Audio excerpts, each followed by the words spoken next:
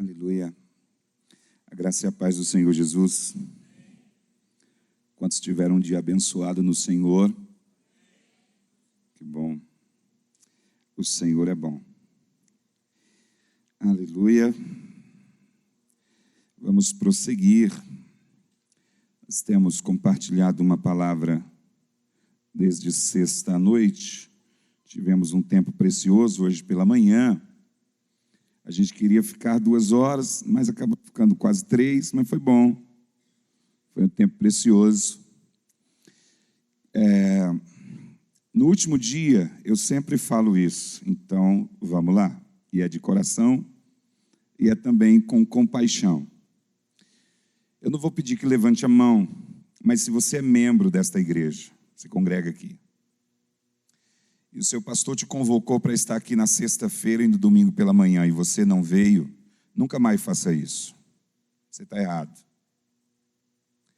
Todas as vezes que uma igreja promove algo, ela promove para o crescimento do corpo, para o seu próprio bem.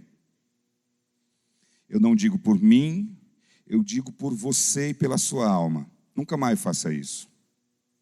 Porque todas as vezes que a igreja está promovendo algo assim, ela está visando a tua saúde espiritual, teu crescimento, a salvação da tua alma, a tua redenção.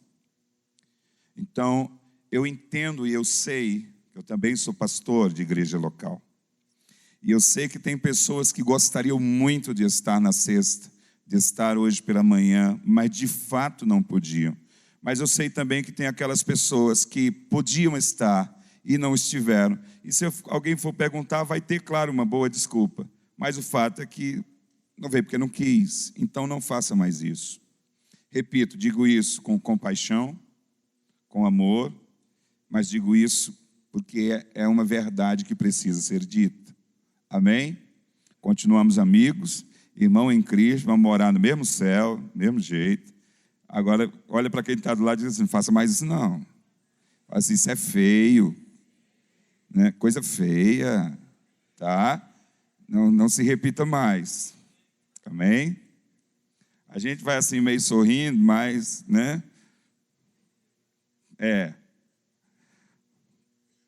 Tem horas que fica meio tenso o negócio, dá uma disfarçada, né? Nós vamos tratar sobre um assunto, e de fato hoje não podemos também negociar horário, então você que não veio na sexta de manhã e nem hoje à noite, não veio hoje pela manhã, se você tiver algum compromisso nas próximas 2 horas, dá tempo você a ligar aí dizendo que não vai dar tempo de chegar lá. Você pode ligar antes de eu começar a pregação, porque pelas próximas 2 horas nós estaremos aqui. Amém? Não, eu posso ouvir um amém empolgado? Aleluia. A gente rebobina a fita e vai o aleluia, assim, este amém bem empolgado, beleza. Então vamos lá. Como o que nós temos compartilhado já tem mais de 4 horas, não vou nem tentar resumir o que compartilhamos, o que pregamos, porque agora não teria mais como tentar resumir em 5 minutos mais de 4 horas de ministração. O que nós vamos tratar nessa noite é sobre um princípio muito importante do reino. Boa parte da igreja brasileira não desfruta de uma revelação que um centurião tinha. Esse centurião tinha uma revelação que boa parte da igreja ainda não desfruta, porque não tem o entendimento, não tem a mesma revelação que aquele centurião teve. Nós vamos tratar sobre o princípio da autoridade. Eu creio que toda a autoridade que Deus desejou delegar para a sua igreja, Ele já deu, já o fez. Eu creio que tudo que Deus desejou entregar, dar, doar, transferir, impartir com a igreja, Ele já o fez. Toda a autoridade que o Senhor desejou conferir à sua igreja, ao seu corpo, ao seu povo, Ele já o fez. E entendendo desta forma e crendo desta forma, que toda a autoridade que o Senhor desejou delegar para a igreja, Ele já o fez. Entendendo dessa maneira, eu pergunto, será que nós como igreja brasileira, será que nós, como igreja no Brasil, estamos caminhando no nível de autoridade que Deus espera que caminhemos e que já nos deu para caminhar? Porque eu entendo que toda a autoridade que o Senhor desejou delegar para a sua igreja, Ele já o fez. E se Ele já o fez, será que nós, como igreja no Brasil, e entenda a igreja, você, não instituição, você individualmente, você é a igreja. Deixa eu abrir um parêntese aqui e fala para quem está do seu lado, diga assim, ó, sempre que você quiser ofertar na igreja, você vai lá na frente, leva a tua oferta, mas você também depois pode vir na minha vida e ofertar na minha vida, porque quando você oferta na minha vida, você está ofertando na igreja. Como é, pastor? É isso mesmo. Quem aqui é a igreja? Então eu posso ofertar na tua vida, você é a igreja, eu estou ofertando na igreja. Lá na igreja que nós pastoreamos, nós temos uma festa muito legal. Vez por outra, a gente tem algumas festas interessantes. Tem uma que se chama o culto do dar. Como é? É isso mesmo, é um culto para dar. O quê? As pessoas dão de caneta a carro. É um culto para dar. A primeira vez que nós fizemos, eu nunca vou esquecer, tem uma intercessora nossa, uma mulher de oração, ora muito pela nossa vida, a irmã Dida.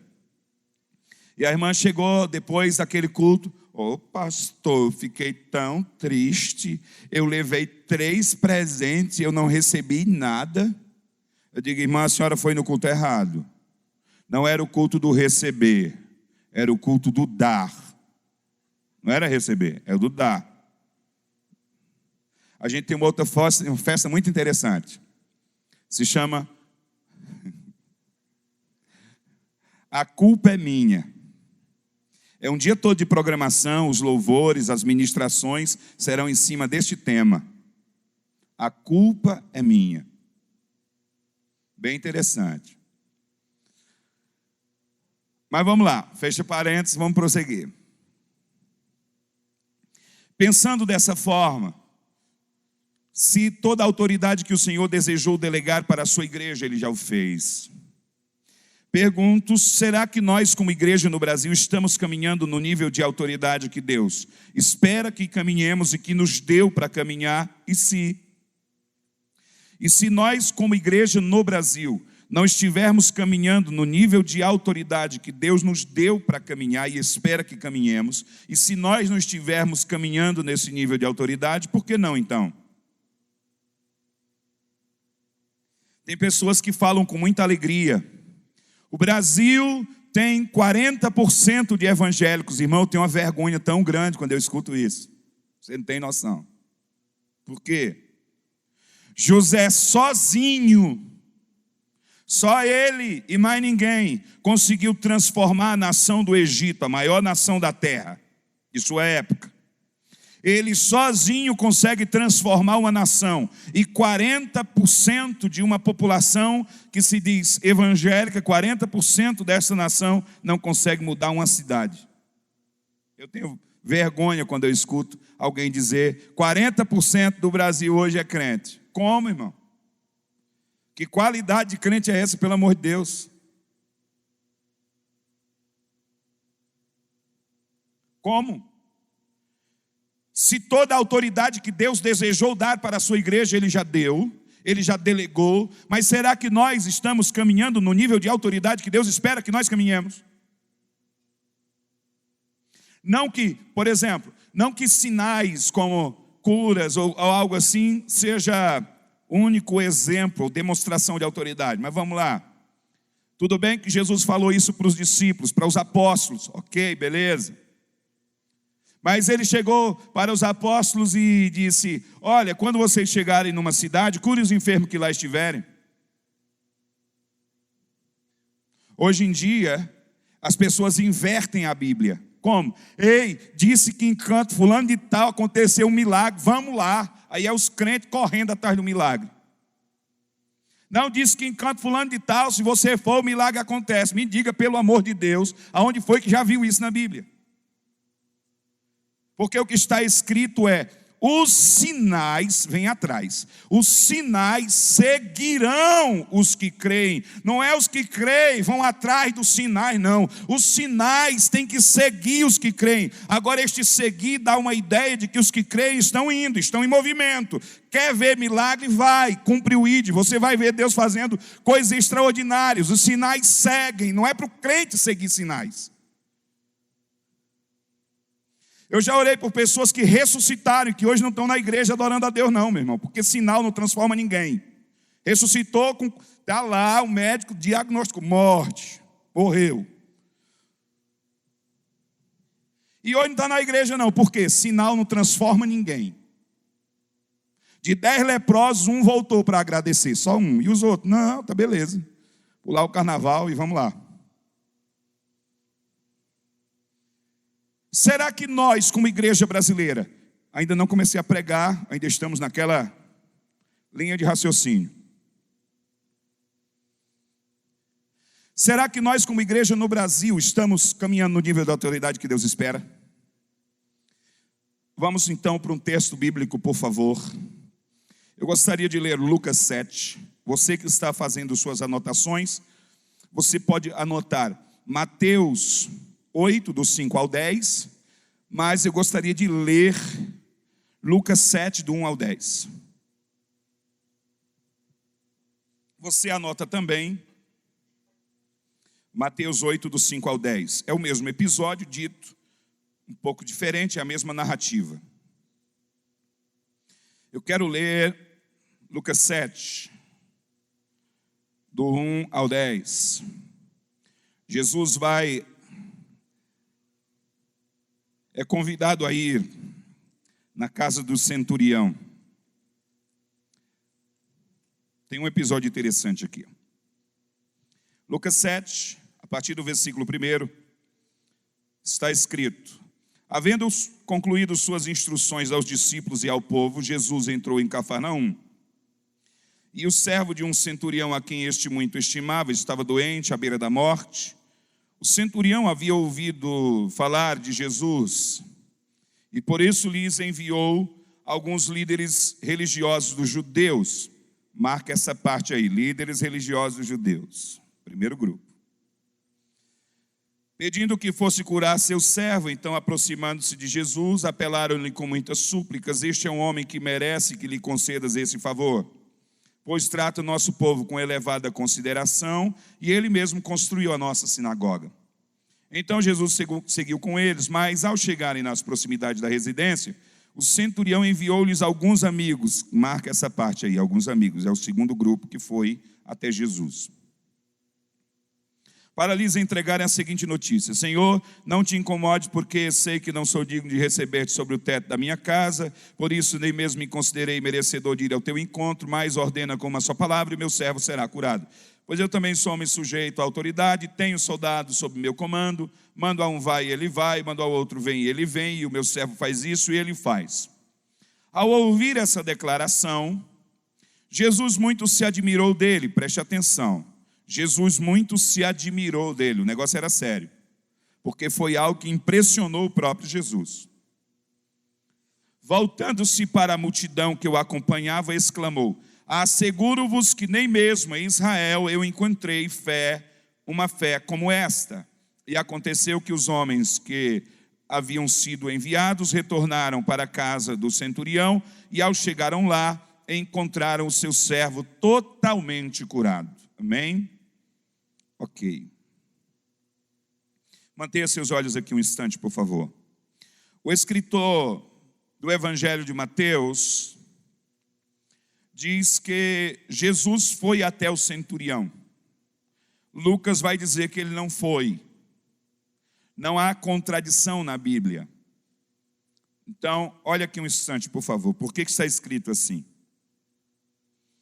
Quando alguém, naquela época, enviava um emissário até uma outra pessoa, e ao chegar aqui, o emissário repetisse com exatidão, se ele repetisse com exatidão as palavras de quem lhe enviou, era como se aquela pessoa estivesse aqui presente e a própria pessoa estivesse dizendo as palavras, se elas fossem repetidas com exatidão.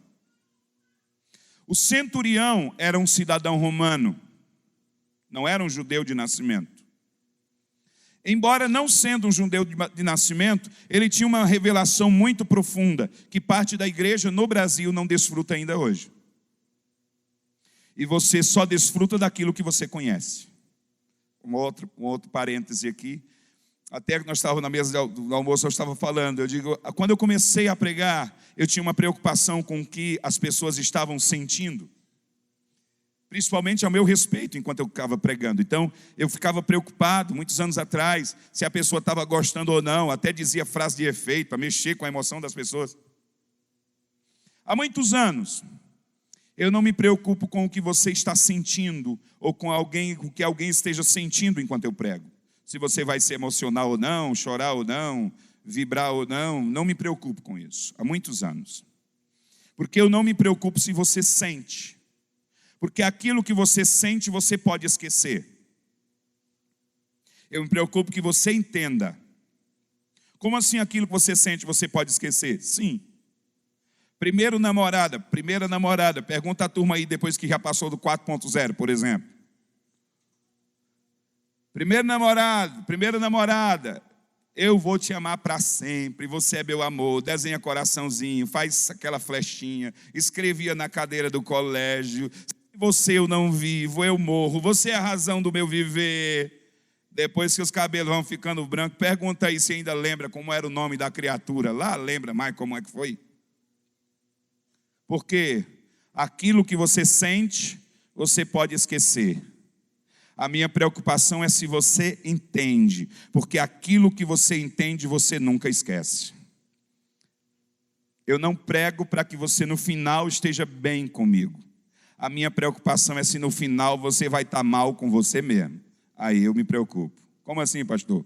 Eu quero a cada vez que eu pregar, aquelas pessoas que estejam me ouvindo fiquem assim, meu Deus do céu, e agora? O que é que eu vou fazer da minha vida? Eu tenho que arrumar uma lavagem de roupa, alguma coisa para fazer, porque desse jeito aqui não dá não. Você está entendendo?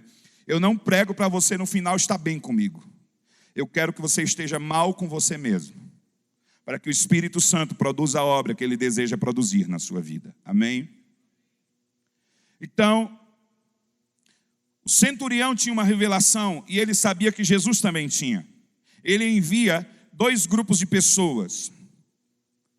Na realidade, o que ele queria era que as palavras dele fossem ditas a Jesus, porque entendendo do que ele, centurião, entendia, Jesus entendia daquilo. E ao ouvir as palavras do centurião, de onde Jesus estivesse, ia curar seu servo, o centurião sabia disso.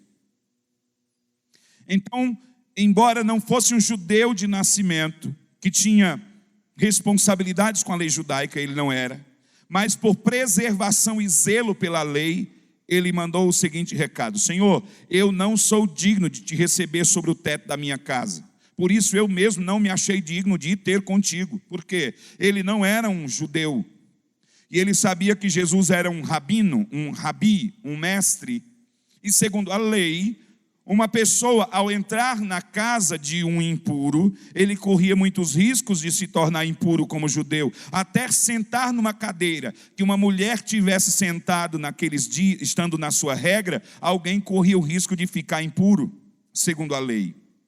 Então, mesmo ele não sendo judeu, em respeito à lei judaica, por saber que Jesus era um rabino, um rabi, um mestre, ele disse: eu não sou digno de que o Senhor venha na minha casa. Então ele chama aqueles que deveriam preservar a lei, cuidar da lei, que eram os mestres judaicos, e envia eles até Jesus com a responsabilidade de repetir as palavras que ele havia dito. Eles chegam até Jesus e eles é que deveriam preservar a lei, e eles deveriam dizer: Senhor, eu não sou digno de te receber sobre o teto da minha casa, por isso eu mesmo não me achei digno de ir ter contigo. Só que ao invés disso, eles mudaram o discurso. Eles chegaram: Senhor, Ele é um homem bom para o nosso povo, Ele merece que o Senhor faça isso, Ele merece que o Senhor vá lá na casa dele e cure o servo dele, Ele merece que o Senhor faça isso, Ele é um homem bom, foi Ele quem deu o terreno e construiu a igreja. Eles disseram: foi ele quem edificou a nossa sinagoga.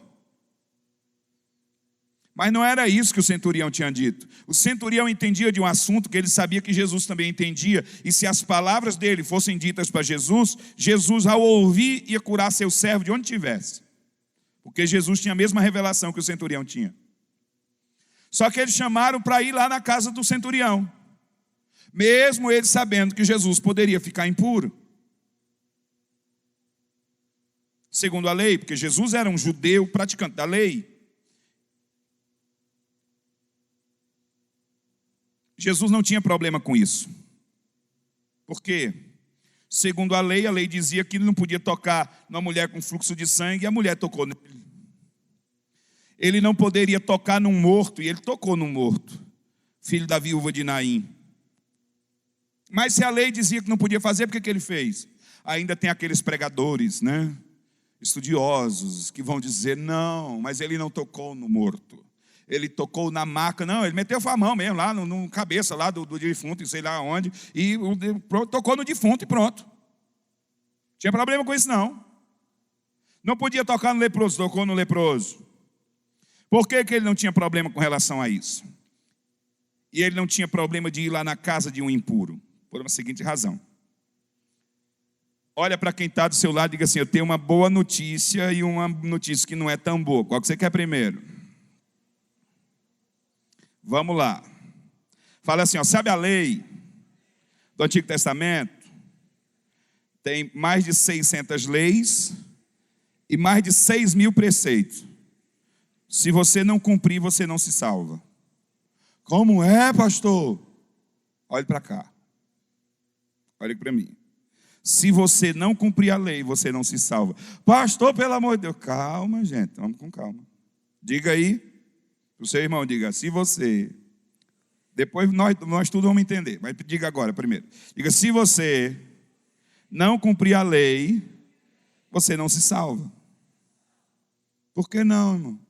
Porque a lei é palavra de Deus, ela não pode passar, ela não envelhece. Passarão os céus e a terra, mas a minha palavra nunca há de passar. A palavra de Deus não pode passar, você tem que cumprir agora. Lá no Ceará a gente diz assim: quebrou o dente e escondeu a ponta. Agora ficou difícil, vamos com calma. Tinha que cumprir a lei. Como é que faz? Aí lá no Novo Testamento, Paulo vem e diz assim, ó: se alguém tentar cumprir a lei, não consegue. Agora, nem mel e nem cumbuca. Porque se não cumprir a lei, não se salva. E se for tentar cumprir esses mais de 6.000 preceitos, não consegue, como é que faz para se salvar? Não contavam com minha astúcia? Não é assim? Como, pastor? Tem gente que diz assim, ó: a palavra de Deus se renova a cada manhã. Nunca.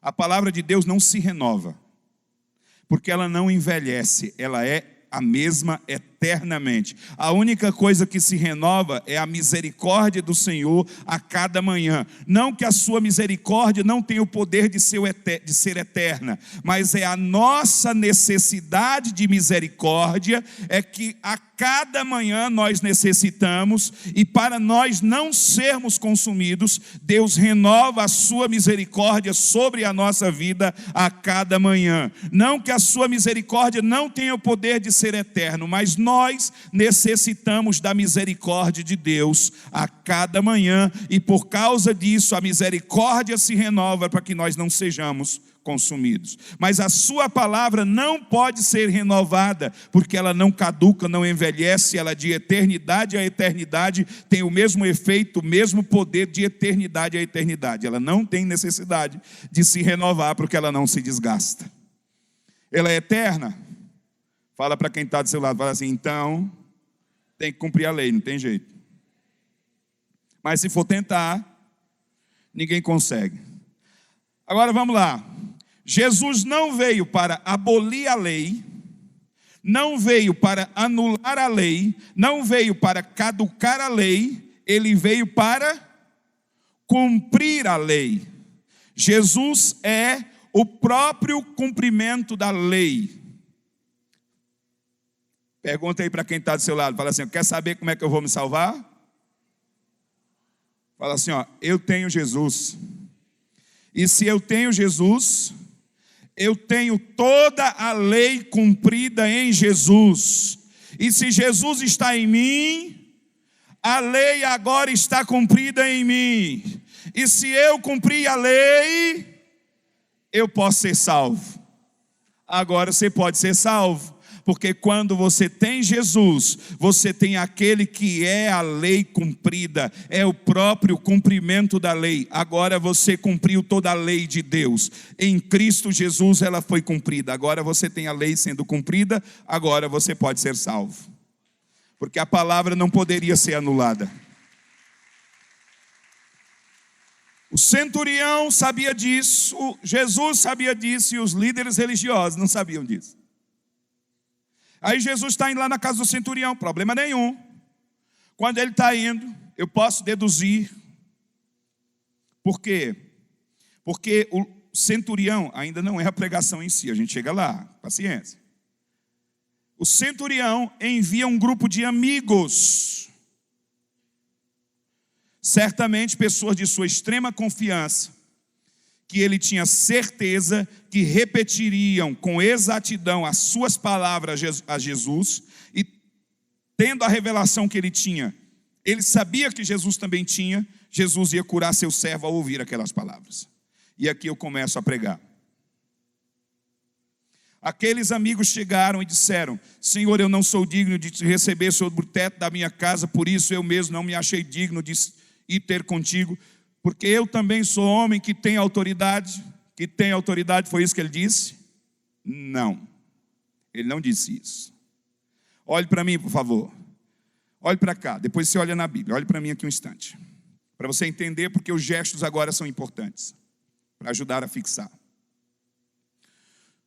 O centurião tinha uma revelação que ele sabia que Jesus tinha. O que ele disse é, eu não sou digno de te receber sobre o teto da minha casa, por isso eu mesmo não me achei digno de ter contigo. Mantenha seus olhos aqui. Porque eu também sou homem sujeito à autoridade. Mateus vai dizer, eu também sou homem debaixo de autoridade.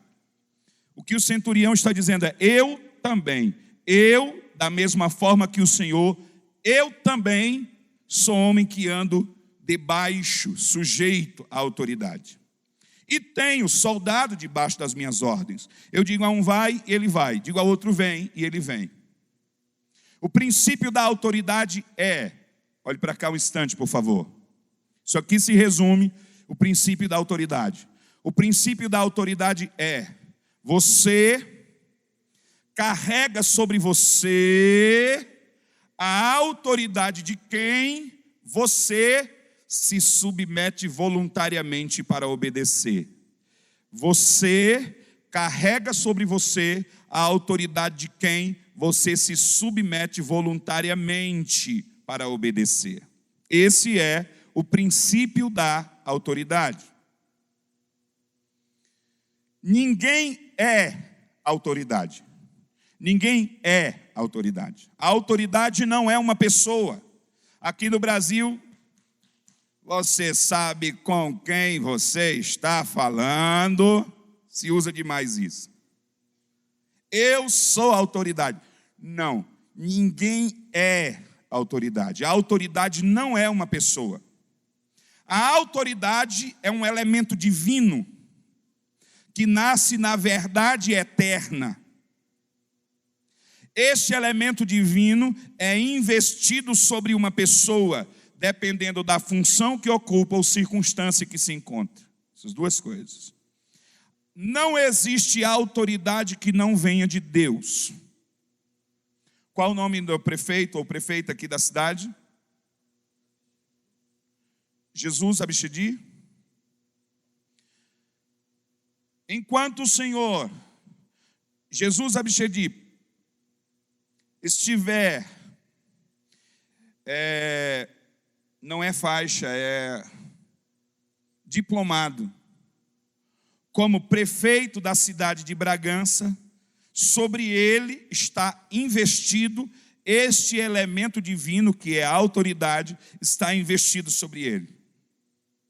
Uma vez que, segundo as leis do nosso país, foi eleito uma outra pessoa para ser diplomado como prefeito dessa cidade, aquela autoridade que hoje está sobre o Senhor Jesus Abichedi será removido de sobre ele e investido sobre esta pessoa que for eleita, porque a autoridade não é uma pessoa, mas é um elemento divino que é investido sobre uma pessoa. Numa igreja não é democracia. Igreja é teocracia, Deus, cracia, governo, é um governo de Deus sobre os homens. E numa igreja local, a autoridade está investida sobre a figura do pastor. O que o centurião diz é, olhe para cá por favor, eu não preciso que o Senhor venha, porque eu, como o Senhor, sou um homem que ando debaixo de autoridade. Tem algum militar aqui ou militar da reserva? Presente? Militar ou militar da reserva? Ele não pode dizer ex-militar que a gente se enrola, viu? O cara continua militar, ele só está na reserva, mas se chamar ele está lá. Sua patente, querido, por gentileza? Soldado? Mais algum presente? Lá no canto? Soldado? Soldado? Cara, vocês se livraram. Você tem um capitão aqui, vocês estão enrolados. Mas vamos lá. Eu gosto de falar aos militares, eles entendem muito bem o que eu estou dizendo. Hierarquia é inegociável. Digamos que um major chega para o soldado... Me permita, querido, seu nome? Leonel. Permita, Leonel. Um major chega para o soldado Leonel, os outros se safaram também nessa. A missão foi dada a ele. E ele passa a missão lá para o Leonel. Dá uma ordem expressa, direta, e vai embora. No outro dia, quando ele chega, ele constata que o Leonel não somente não cumpriu, mas fez pouco caso daquela ordem que ele deu. Meu irmão, dependendo do que seja, pode ir de uma advertência verbal à cadeia, porque isto é inegociável. O céu também nunca negocia um princípio, e o princípio da autoridade no mundo espiritual é inegociável. No reino de Deus, no mundo espiritual, quem não anda debaixo de autoridade não tem nenhuma autoridade. Zero. O centurião diz, eu não preciso que o Senhor venha na minha casa. Eu também sou um homem que anda debaixo de autoridade. Como assim? Ele era um comandante de 100 no exército de César, que respondia ao comandante de 1000, que respondia aos generais de César, que respondia a César. Então, quando ele, centurião, falava a um soldado, não era ele, centurião, simplesmente falando, mas era um centurião que caminhava debaixo da autoridade do comandante de 1000, essa autoridade estava sobre ele, que caminhava debaixo da autoridade dos generais de César, essa autoridade estava sobre ele, e que caminhavam debaixo da autoridade do imperador César. Quando o centurião dá uma voz àquele soldado, não é ele, centurião, falando somente, mas é ele investido sobre ele a autoridade de César. O prefeito do estado de o governador do estado de São Paulo é Alckmin, né? Geraldo Alckmin. É, segundo a nossa lei, a autoridade máxima na polícia militar, por exemplo. Quando um soldado na rua fala com um cidadão, não é ele, soldado, falando. É ele investido da autoridade do governador do estado que está sobre ele. Por isso você tem que acatar aquela palavra, porque é o governador do seu estado que está falando aquela palavra. Segundo a lei do nosso país. Irmãos, eu nem vou me prolongar, porque me dá nos nervos como o brasileiro trata a polícia.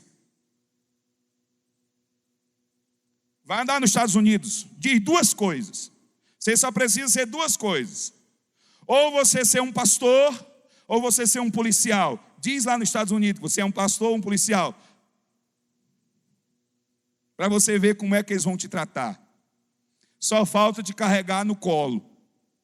Pode ser quem for, muda a posição por saber que você é um pastor ou por saber que você é um policial. Eles mudam completamente a postura em respeito e honra.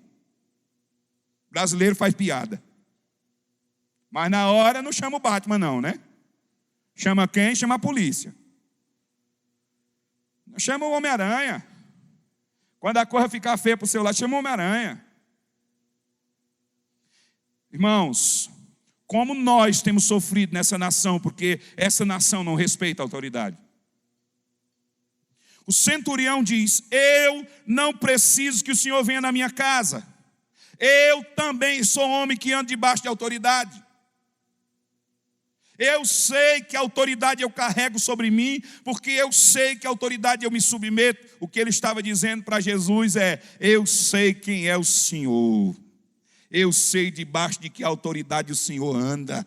Eu sei que autoridade o Senhor carrega. Como assim? Jesus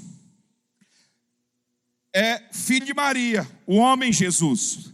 Lá na Ave Maria, na segunda parte, para quem já foi praticante do catolicismo, que nem eu, fui coroinha de igreja, professor de catecismo, minha crisma foi com Dom Aloysio Loscheider, que recebeu o voto para ser papa. O sonho da minha família é que eu me tornasse padre. Eu digo para minha mãe: errou por pouco, mas tem um sacerdote na família, fica tranquilo.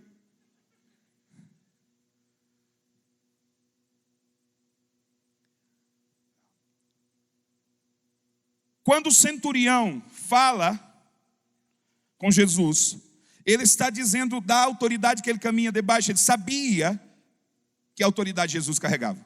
Lá na Ave Maria, na segunda parte, diz assim: Santa Maria, Mãe de Deus. Como é? E Deus tem mãe? Deus é incriado. Maria nunca foi mãe de Deus, ela é mãe do homem Jesus. O apóstolo Paulo, escrevendo a Timóteo, ele diz assim: só existe um Deus e só existe um mediador entre Deus e os homens, só um, Cristo Jesus. Mas o texto não termina aí. Cristo Jesus, homem, o homem Jesus. O homem Jesus sentia fome, o homem Jesus chorava, o homem Jesus dormia. Deus sente fome? Jesus era 100% homem, 100% Deus. Mas 100% homem. O homem Jesus. Agora vamos lá.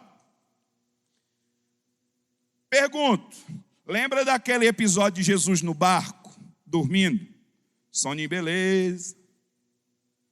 E aí começam as ondas a se agitarem, o vento ficar mais forte. Daí a pouco as ondas batendo, o vento soprando. E os apóstolos estavam aparecendo tiririca. Nós vamos morrer.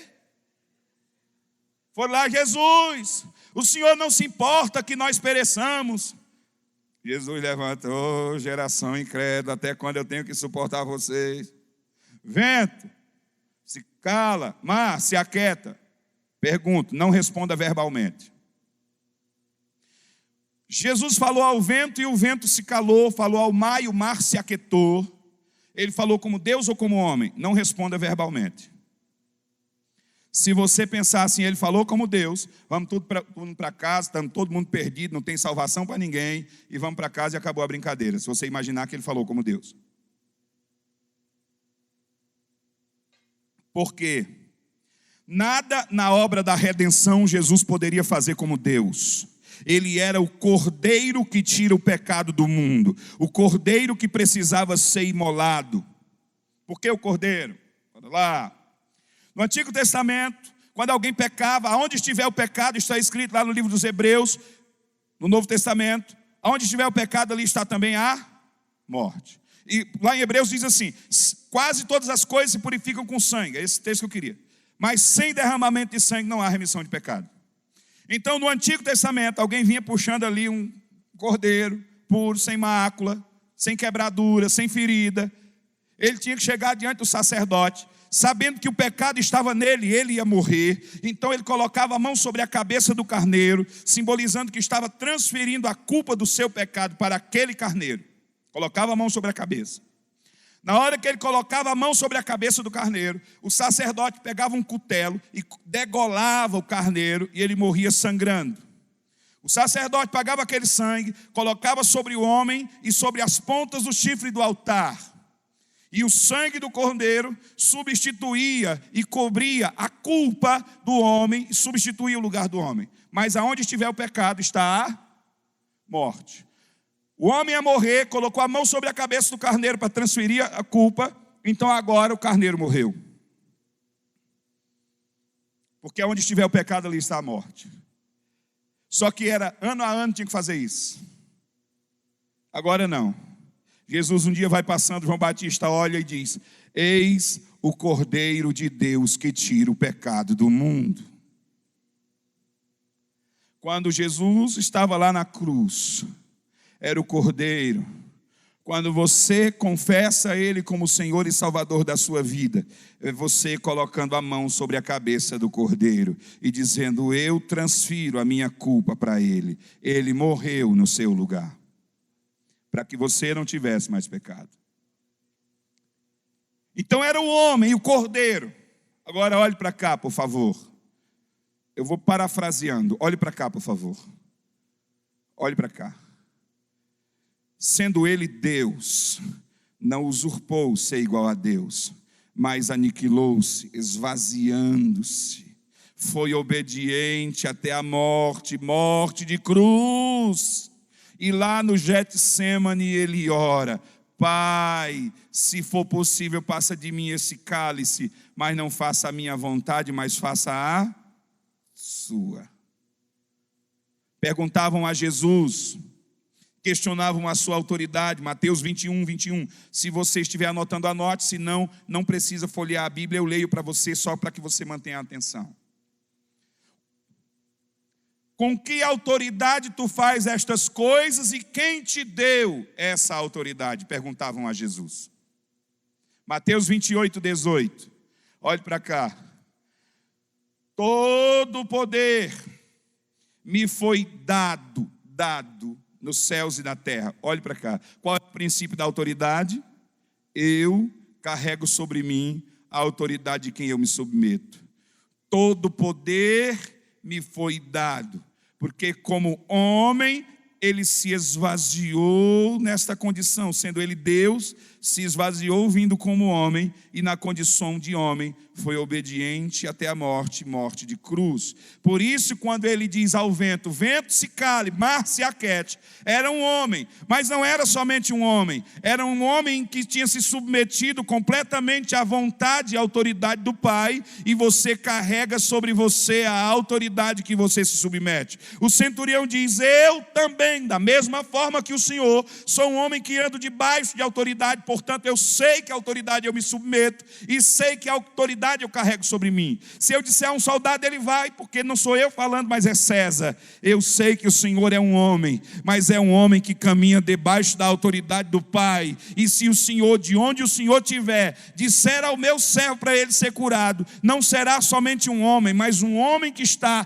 debaixo da autoridade do Pai, portanto carrega toda esta autoridade sobre si, e se o Senhor disser uma palavra, o meu rapaz será curado.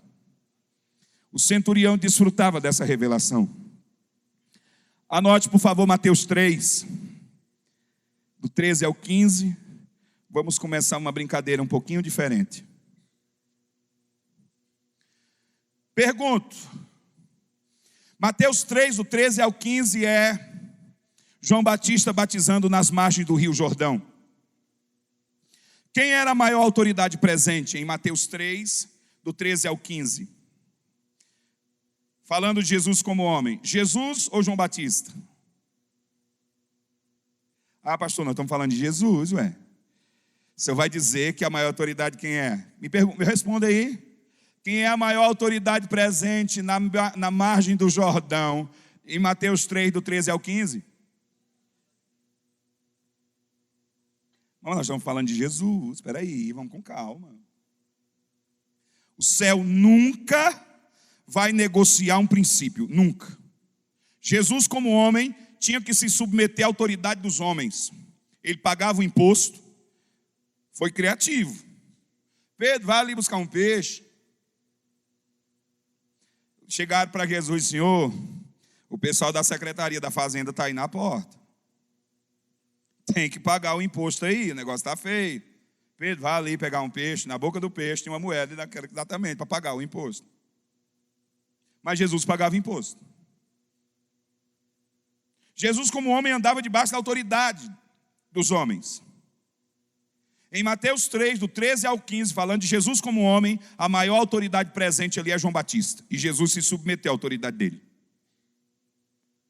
João Batista vai até ele: tu vens a mim, eu é que preciso ser batizado por ti. Tu vens a mim? E Jesus responde: deixa por enquanto, a fim de que se cumpra toda a justiça. Então João aceitou, foi lá e batizou Jesus. Jesus submeteu à autoridade dele. O céu nunca vai negociar um princípio. Aqui no Brasil, parte da igreja no Brasil bate no peito: eu tenho uma dificuldade com a autoridade, sempre tive problema com a autoridade. Ah, é? Legal. Deixa eu piorar um pouquinho, vamos para João 11. Perdão, João 19.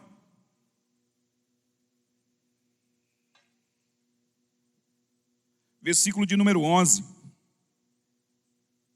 Jesus na presença de Pilatos. Ah não, pastor, o cara nem é judeu. Quem é a maior autoridade presente ali em João 19, 11? Jesus ou Pilatos? A maior autoridade ali é o governador Pilatos. E Jesus se submete à autoridade dele. Está escrito em João 19, 11. Pilatos fala para Jesus: tu não me respondes?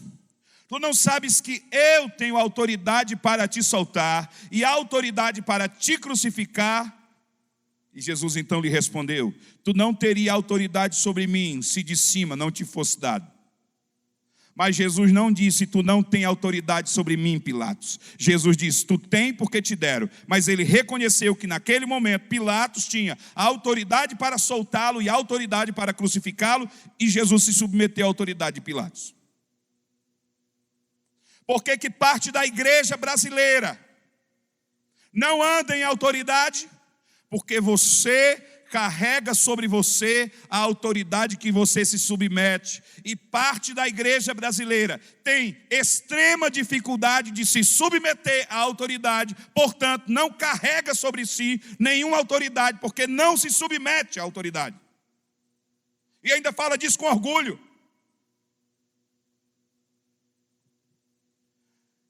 Livro de Atos, tem um episódio interessante. Os filhos de um sacerdote. Tinha um homem endemoniado, e esses camaradas não eram crentes, eles não eram cristãos, eles não reconheciam a autoridade de Jesus, eles não reconheciam a autoridade de Paulo, e eles foram lá expulsar o demônio. Bora ali tirar o cão dos coros daquele camarada. Chegaram lá. Em nome de Jesus, a quem Paulo prega. Eles mesmos não se submetiam à autoridade de Jesus nem de Paulo. Em nome de Jesus, a quem Paulo prega. Eu vou traduzir o restante na linguagem cearense de hoje. Peia para 10 jumentos eles levaram sozinhos. O texto diz que o endemoniado se apoderou deles, os açoitou, rasgou as suas vestes e eles fugiram nus. Porque o mundo espiritual não respeita a autoridade em quem não anda debaixo de autoridade.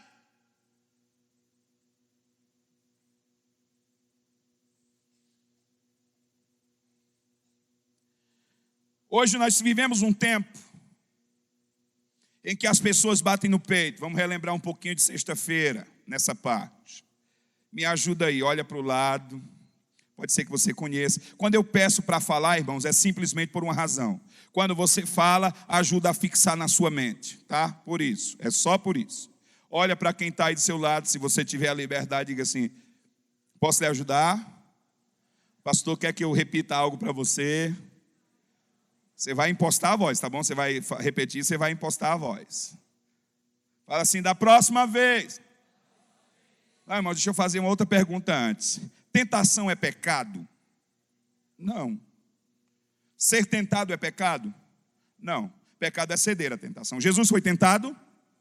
Foi levado por quem para ser tentado no deserto? Pelo Espírito Santo. Interessante, né? O Espírito Santo levou Jesus para ser tentado no deserto. Quando você é tentado, você não é tentado por você, por Deus.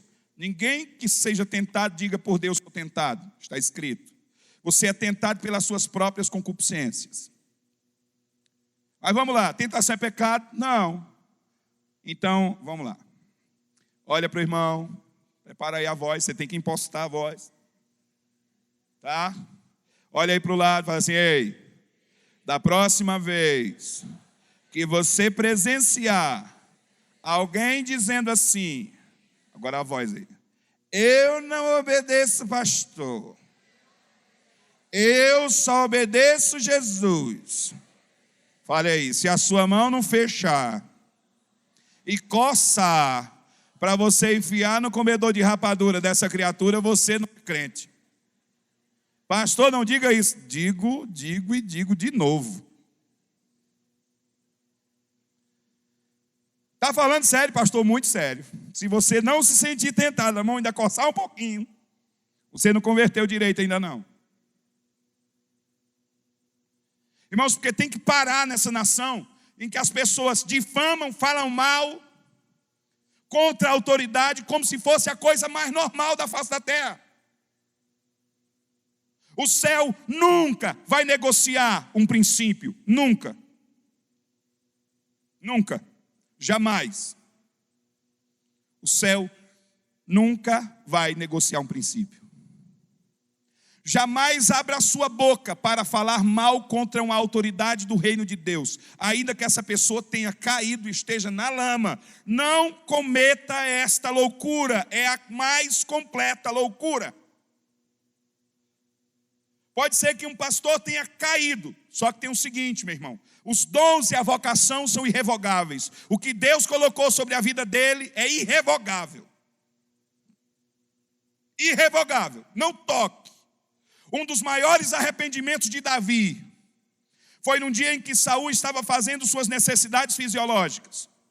E para provar que ele não queria a morte de Saul, ele cortou um pedaço do manto para dizer que teve a vida de Saul nas suas mãos, mas ele não queria o mal de Saul. E mesmo assim, até o fim da vida, ele se arrependia de ter cortado um pedaço do manto, do ungido do Senhor. Veja bem, Deus já havia rejeitado Saul. Como que Davi se referia a ele? Ungido do Senhor, porque o óleo que foi derramado por Samuel na cabeça dele, os dons e a vocação são irrevogáveis.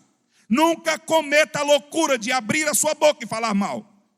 Nem permita isso dentro da sua casa. Não permita isso na sua presença. Não permita.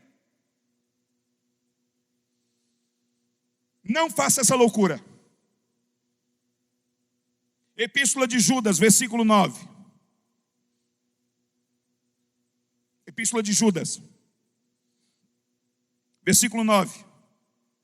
Não tem divisão de capítulos. Está escrito: quando o arcanjo Miguel foi disputar o corpo de Moisés com Satanás, não ousou pronunciar juízo infamatório contra Satanás, mas disse: o Senhor te repreenda. Por quê? Porque que não teve briga. Miguel não puxou espada. Miguel não disse nem que o diabo era feio.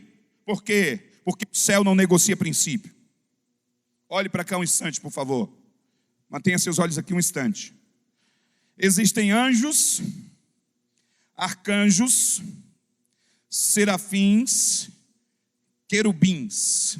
Miguel é de que classe de anjo? Ele é um arcanjo, arcanjo Miguel, um anjo de guerra. Satanás é de que classe de anjo? Querubim, querubim ungido. Ele era o ministro de louvor no céu, caminhava sobre brasa viva diante do altar. Ele era o capitão da guarda do céu. Arrastou uma terça parte de lá. Ah, mas ele caiu. Mas os dons e a vocação são irrevogáveis. Olhe para cá, por favor. Miguel não ousou, de baixo para cima, pronunciar uma palavra, nem dizer nada difamatório contra Satanás. Ele disse, olhe para mim, por favor: o Senhor, que é mais elevado do que tu, te repreenda. Toda repreensão à autoridade precisa vir de cima para baixo e jamais de baixo para cima. Todas as vezes que é de baixo para cima, Deus se lembra do diabo. Pode ter certeza disso. Ele já viu isso acontecer lá no céu. Toda pessoa que está investida de autoridade, quer seja o pastor de uma igreja ou o presidente de uma nação, existem mecanismos que regulam aquele exercício daquela autoridade, e existe uma autoridade superior para regular ou corrigir esta autoridade de cima para baixo. E jamais tente fazer isso de baixo para cima, porque os princípios são eternos, imutáveis e inegociáveis. Não cometa essa loucura. Tem algum precipício grande aqui, uma torre bem alta, um local bem perigoso, bem alto? Tem na região? Pensa rápido aí. Alto, diz o nome. Pedra Bela. É um precipício? É uma queda? É grande? É? Beleza. Você tem coragem de dar um recado e usar meu? Pode usar meu nome. Mas o pastor Giovanni mandou um recado para você. Olha aí para quem está do seu lado e diga assim: da próxima vez que você presenciar um crente falando mal de outro crente, falando mal dos líderes da igreja, dê um recado do pastor Giovanni, pode citar o nome dele. Qual é o recado? O recado é o seguinte: você vai dizer para essa pessoa: meu camarada, vai lá para a Pedra Bela. Chega lá, se amarra uma pedra de 100 quilos no seu pescoço, pule lá de cima, de cabeça para baixo, porque é bem menos prejudicial à sua saúde do que falar mal contra alguém do reino de Deus. É bem menos prejudicial para a saúde. Pode dar o recado e dizer que foi eu que mandei.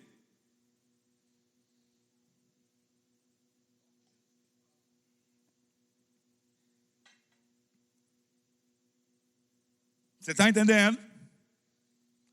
Vamos lá.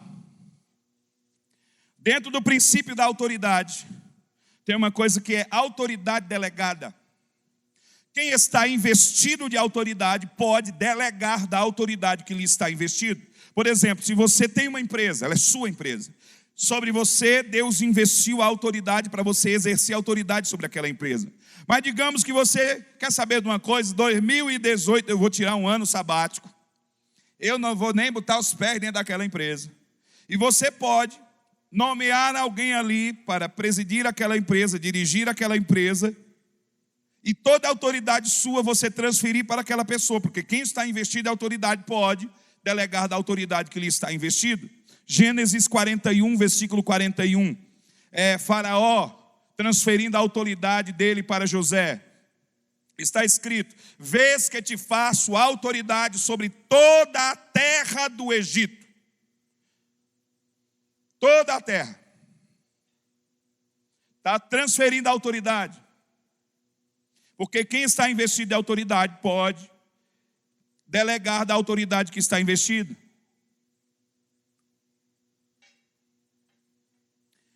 Números 27, dos versículos 18 ao 20. Perto da morte de Moisés, o Senhor chega para Moisés e diz: Moisés, pega Josué, filho de Num, homem em quem há o Espírito, leva ele até o sacerdote Eleazar. Pega os dois, leva diante do povo, impõe as tuas mãos sobre Josué, dá da tua autoridade para Josué e diga ao povo que lhe obedeça. Quem está investido em autoridade pode delegar da autoridade que está investido. Cadê a estante? Eita, eu preciso. Ah, está ali uma. Vou dar trabalho para o menino das câmeras aqui. Mas vamos lá.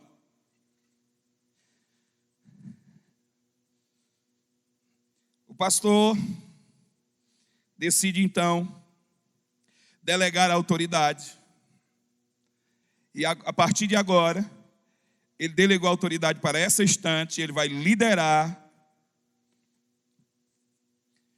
o grupo de instrumentos, estantes e pedestais da igreja. E essa estante agora é a líder. É quem lidera esse trabalho. Aí de repente a bateria diz assim: eu não concordo. Tem instrumento muito mais capacitado do que esse magrelo.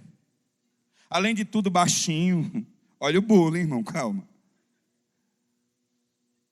Não sabe nem tocar, fica lá paradão. Eu não concordo. Olha para quem está do seu lado e fala assim: tem alguém na igreja hoje que tem autoridade sobre sua cabeça?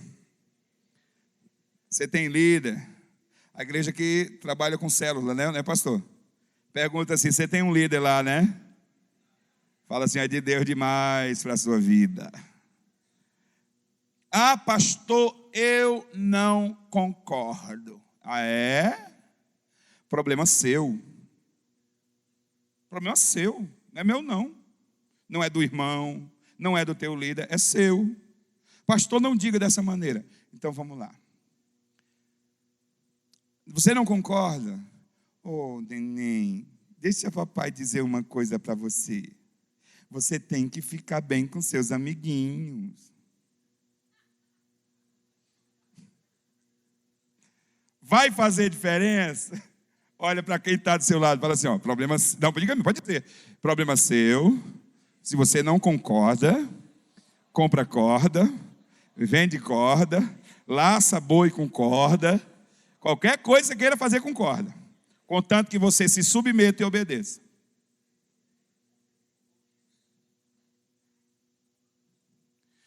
Só existem duas situações na igreja em que você está desobrigado de obedecer a alguém que tem autoridade sobre sua cabeça. Isso aqui nós falamos hoje pela manhã um pouquinho. Quando esta pessoa que hoje te lidera dentro da igreja, duas situações. Fora da igreja, uma. Dentro da igreja, essa pessoa que hoje te lidera está numa vida de pecado. Você está desobrigado de obedecer a essa pessoa. Desobrigado. Você não tem obrigação. Se essa pessoa estiver numa vida de pecado, não é se essa pessoa peca. Todos nós pecamos. Mas se essa pessoa está vivendo no pecado, você está desobrigado de obedecer a essa pessoa. Segundo, se a obediência a essa pessoa te leva a pecar contra Deus, agora você também está desobrigado de obedecer, ok? Somente nessas duas situações. Fora da igreja, pastor, só se a obediência à pessoa que te lidera, quando eu digo fora da igreja, é lá no seu trabalho, faculdade, enfim, ou mesmo família. Digamos, você é crente, seu pai não é crente. Você só está desobrigado de obedecer seu pai naquilo que te leva a pecar contra Deus. Mas ele não é crente, isso não te dá o direito de não se submeter à autoridade dele. Ah, seu patrão não é crente, você é crente. Você está desobrigado de se submeter à autoridade dele somente quando a obediência a ele te leva a pecar contra Deus. Ele coloca você para fazer algo que é ilegal, aí você não vai se submeter, claro. Uma vez um cidadão chegou para mim e disse: pastor, se eu for viver desse jeito aí, nessa honestidade toda, a minha empresa fecha. Eu digo: isso é prova de que ela já teria que ter fechado há muito tempo. Porque se você, para manter seu negócio, tem que ser com desonestidade, meu irmão, ganhe o céu, perca a empresa, mas ganhe a sua alma. Embora que eu sei que se você for por um caminho de fidelidade, Deus diz assim: eu honro os que me honram. Eu quero ver não funcionar e nem dar certo. Se Deus diz: eu honro os que me honram. Então, dentro da igreja, duas situações. Fora da igreja, uma. Se hoje você caminha debaixo da autoridade de alguém, você não está se submetendo como você deveria, você está encrencado. Olha para quem está do seu lado e fala assim: a sua batata está assando, viu? Como é, pastor? É isso mesmo. Abra a sua Bíblia aí em Romanos 13, deixa ela aberta, por gentileza. Romanos 13, a partir do versículo 1. No meu entendimento, o maior compêndio doutrinário na Bíblia sobre princípio de autoridade. Muito embora Paulo esteja usando o exemplo da autoridade civil, a obediência à autoridade civil, não é só sobre isso que ele está falando. Ele está usando o exemplo da autoridade civil para nos ensinar sobre o princípio de autoridade.